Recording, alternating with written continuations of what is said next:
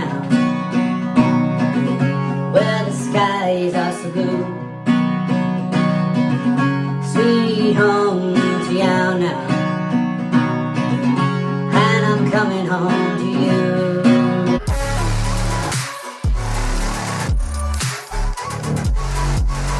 Hey everybody, Cody Hunter here, your host of the DSTV. That's right, the Do Something TV, and we're back again with another video. First off, team, thank you for joining the channel. Thank you for supporting me on this ride where I just share anything that I feel like sharing on this particular day that will hopefully help you do something. Now today I wanted to make a little bit of an interesting video. Now some of you that know me will know that I returned back to New Zealand from living overseas for roughly 14 years, less than 3 years ago. And that transition was massive. Now I've listed about 5 things that I wanted to talk about today. Now these things are things that I wish I knew before moving back from another country. Things that I wish I had considered, things I wish I had thought about, other than all the really cool, exciting things, but the things that were actually real. So today I'm going to address these things. I've broken it down to just 5, but I'm sure there are plenty more. But I hope you find some value in what I'm about to talk about. Here we go. Number 1 thing that I wish I knew before moving back to New Zealand was this. You are a foreigner. Now, when you've lived overseas for so many years like I did, coming back to New Zealand, you feel like a complete foreigner. Now, number 1, everything is like reverse culture shock, so everything's very foreign to you anyway. Number 2, your accent is strange, so people don't believe that you're from New Zealand.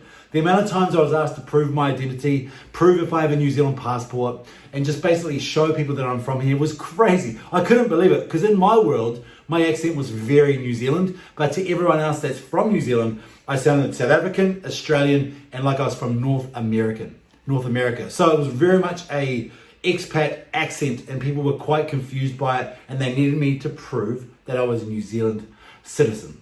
Number 2, making friends becomes very difficult. Now that's not so much because you've just come back from overseas, but it's really is the fact that number 1, you don't play for any football teams, you don't have this like instant connection with people. You are a 40-year-old man who needs to now join a circle of friends. Now if you work with a group of people, sure, you may be able to infiltrate it, but I did not. So trying to find a way to jump back into those circles of friends was quite difficult because everyone already has their friends group. Everyone already has that person that lived overseas for years. It's almost like that episode of Friends where you have to have a category of all your types of friends from different areas of the world or different lives.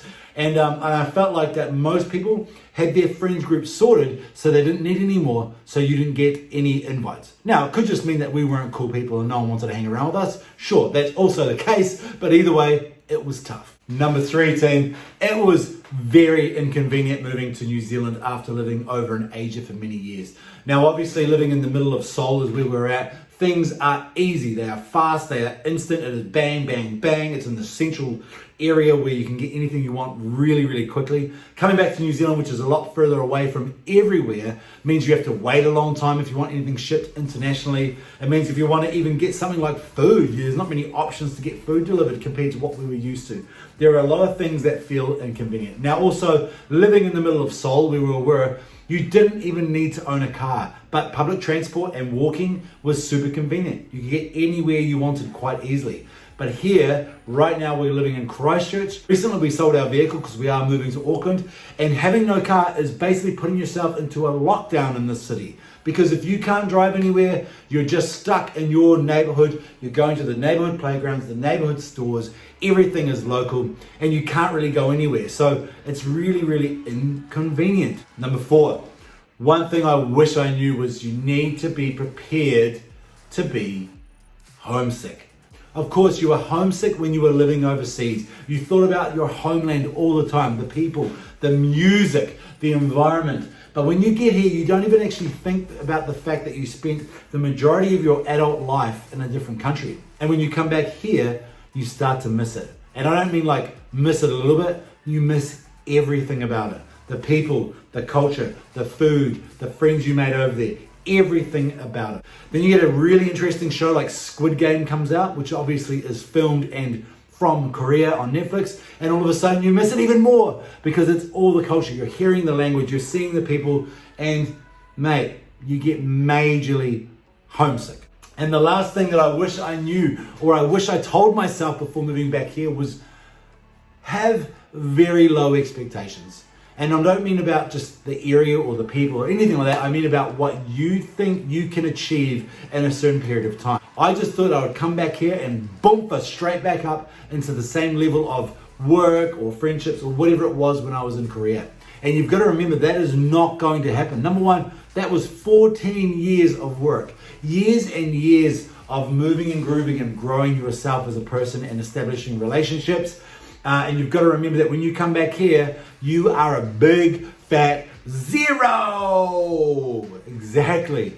I went from being in my world, I'm quite grateful to say that I was quite successful while I was over there. I had really great friendships and relationships and was able to kind of connect and do what I wanted. And I came back to New Zealand and I was a big fat zero. So you've got to be prepared to start again. And you've got to be prepared to know that it's going to be a long period of time before you even feel like you are, number one, settled, that you are local, and that you can perform at the same level that you performed while you were away.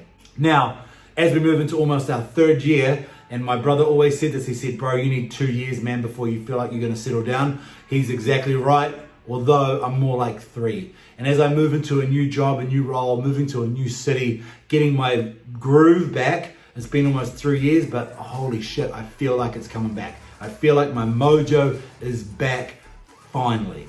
All right, everybody, thank you for tuning in and listening in on my top 5 things I wish I considered or thought about before I moved back to New Zealand. And of course, there are way more. There are so many more, and there are some that are way too heavy to be talked about in this video, but there are plenty there. Please do me a favor and like this video and subscribe. Again, I'm happy and excited to have you on this journey to fucking do something each and every day. Now, your do something is yours do something. My do something right now is making daily videos for you and making sure my mindset is crushing it and I'm taking action on the things that I want to do.